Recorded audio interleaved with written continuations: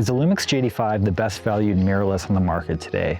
It's really up for debate. Its video features and photo features in this camera alone pack a punch that I'm not sure any other cameras can compete with at its current value in the market today.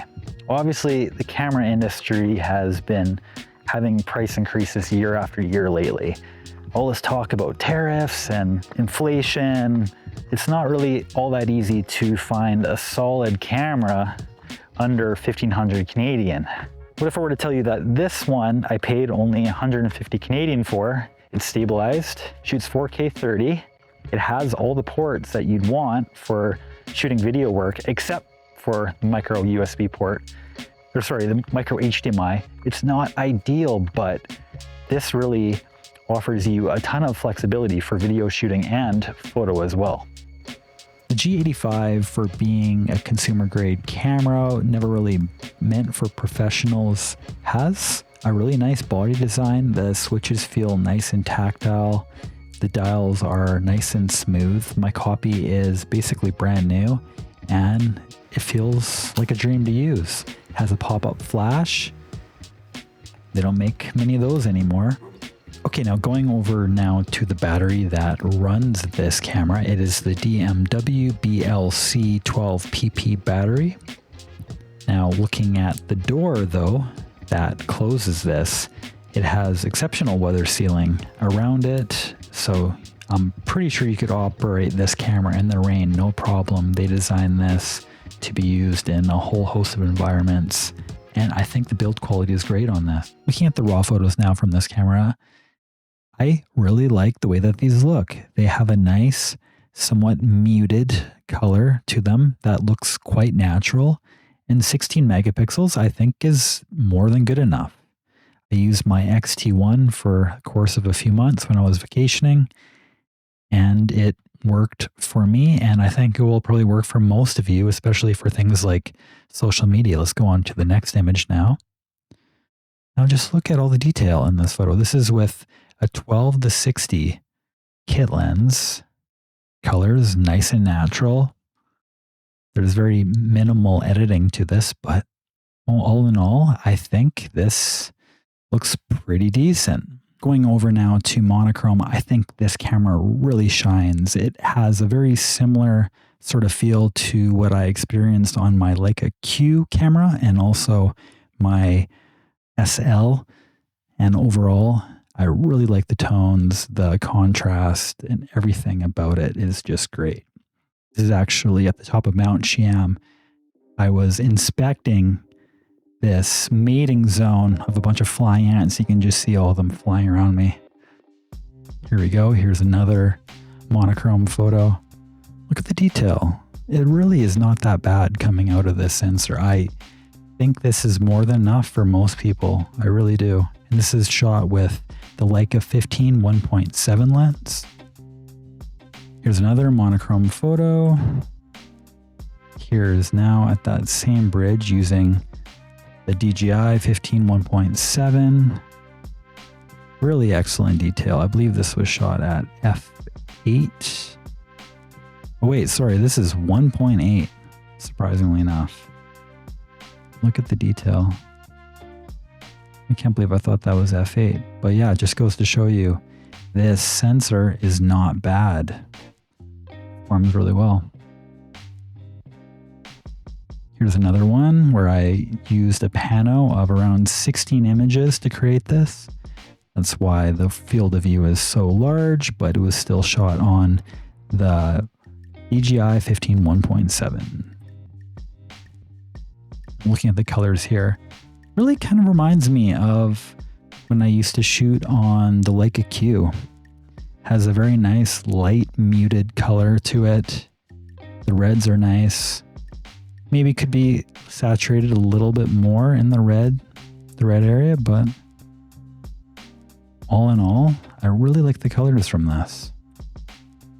Here we go. Here's another Leica monochrome.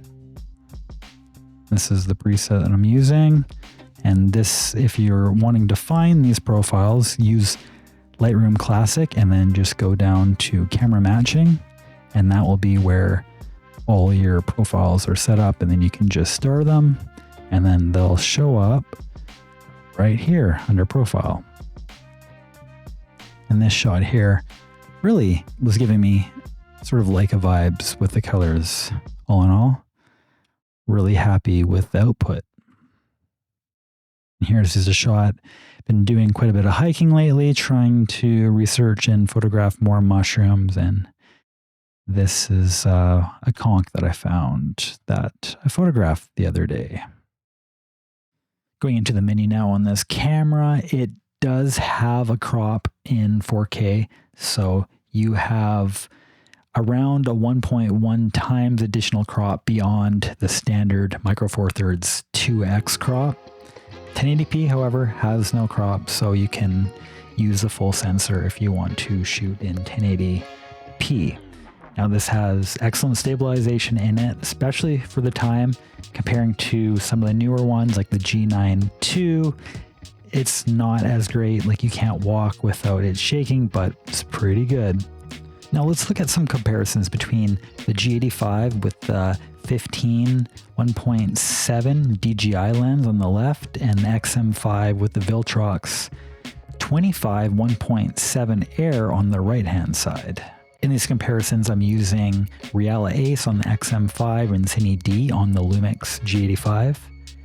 Now in these comparisons here, you can definitely see that the sensor on the G85 really has a hard time pulling back some of the overexposed shots. So you really want to try and underexpose your shots around 1/3 of a stop to 2/3 of a stop. And I would really recommend you use zebras in order to make sure you're not going over that. Looking at how this camera performs with JPEGs, it's pretty decent. Not the best, but also not bad. This mode now, the 4K live crop mode, is one of my favorites. This is really a great thing to have, and I'm happy that most Lumix cameras offer this. The Lumix G85 also has its GX85 twin brother. Now this is, I guess, not necessarily a twin because it looks entirely different. It's half the size, but also twice as much money. Is it good value? I don't think so. If you're a photo shooter, I probably would recommend you get the GX85, but with the pricing these days, I don't know if I currently recommend it. So this is my second day reviewing this G85, and I've reviewed the footage from yesterday, and I'm really noticing that the biggest difference between these two cameras is the sensor that's on each of them. The XM5, you have so much room to work within. So even if the exposure is a little over, you can usually dial it back in post and you still will be able to retain a lot of that footage. With this G85, if you overexpose it at all, there's no chance you're gonna be able to get that blown out footage. So you have to be super careful with the G85 compared to the XM5. So that's one thing that you can really benefit from by buying a more modern camera. If you have an environment that you're controlling, like a movie set, it wouldn't really matter on a movie set because they light how they'd like, they diffuse light if needed. It's not really a major deal like a lot of other people have. So when thinking about doing things like vlogging, is a real big consideration that you should probably make, whether or not you buy a camera with a sensor that doesn't really have as much pull and dynamic range or not. Another major downside that would probably steer you away from picking a camera like this is its autofocus. It really has poor autofocus when compared to even something like the XM5. Fuji isn't known for their amazing autofocus, and it really struggles. Like for example, my hat brim, it keeps locking focus here at the tip. So that's why I've been shooting this in manual, which is why there's no autofocus pulsing, but I can switch it over and we'll show you right now exactly what to expect. We're in autofocus now and it's in face detect. Not sure exactly how well this will capture me, but let's see. Not great. I'm gonna extend it out a bit. Doesn't look like it's caught me yet. I'm in continuous right now. Looks like it hasn't hit me once. Might be in focus. Yeah. Autofocus on this is terrible, so I would really recommend flipping this switch over here. Going like this, setting your lens up manually. You can basically sort of set it and forget it if you just hold it on a pole or something like this and walk forward. So I really recommend you buy a lens with a manual focus switch to just flip it over when needed.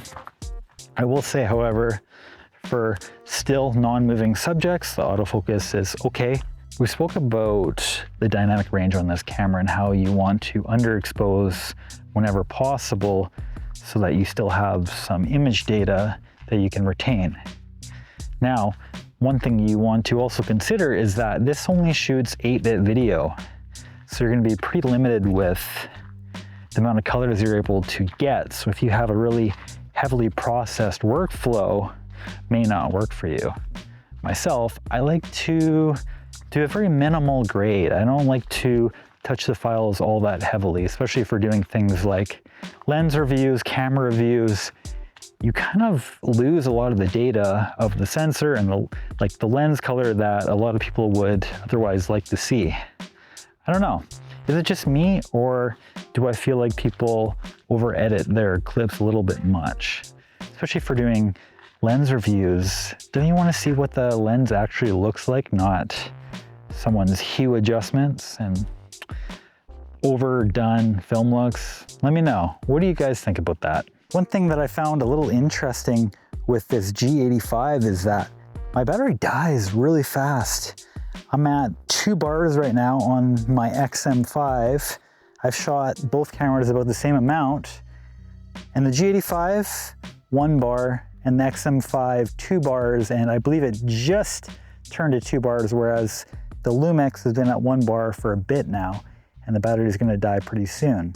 A lot of people have said that the G85 has such exceptional battery life, but I haven't really found that so far in my use of this camera, especially for video. All right, now I've had this camera for 2 months. I've edited all the footage, and I want to share my thoughts about what I think about this camera after using it for quite a bit now. I think this is a great camera, especially for beginners that aren't wanting to spend a lot of money. This is a camera that's currently still being sold, so there's plenty on the market because it's been sold for around 9 years now. Because of this, there's lots of beginners that have picked them up and then are wanting to resell them with little to next to no use. I think if you can find this camera for under $250 US, I think it's a steal at that price. With there not being a massive difference in quality in certain conditions like overcast weather, I don't see too much of a difference between this XM5 and the G85, but when you go into higher contrast scenes, yeah, I definitely wouldn't be picking this G85. Okay, I've said a lot of good things and just a few negative things about this. Let me talk now about if I'm going to be keeping the G85 or if I plan on selling it. I do plan on selling the G85. I just don't think that I need it currently. Although I really like using it, it's just not necessarily an ideal camera for me when I already have the XM5. Okay, now before I forget, there is one thing also that this G85 is missing, and that is an anti-aliasing filter. So that's one thing you need to look up, whether or not you need that for the content you'll be filming or shooting, because it could potentially cause you issues with it not having that. With it not having that, it creates a much sharper image that actually makes the 16 megapixel do really well, and I think that's one of the reasons why we saw such great results using such a low megapixel camera. All right, guys, thank you so much for watching. In the description, I have some Amazon affiliate links. Please buy through my links. I would really appreciate it. Also have a Ko-Fi link. Please buy me a coffee. It would be a great help to this channel. Please let me know if you want to see me make a video on the Sony a5000, or maybe a video on some vintage lenses that I have. I have so many in all sorts of sizes, mostly between 28 to 50. Actually, I have lots of 128 millimeters as well. Let me know, what do you guys want to see? I'll compare them against your favorite, latest and greatest lenses. Okay guys, thank you. Take care. Thanks so much for watching. Bye-bye.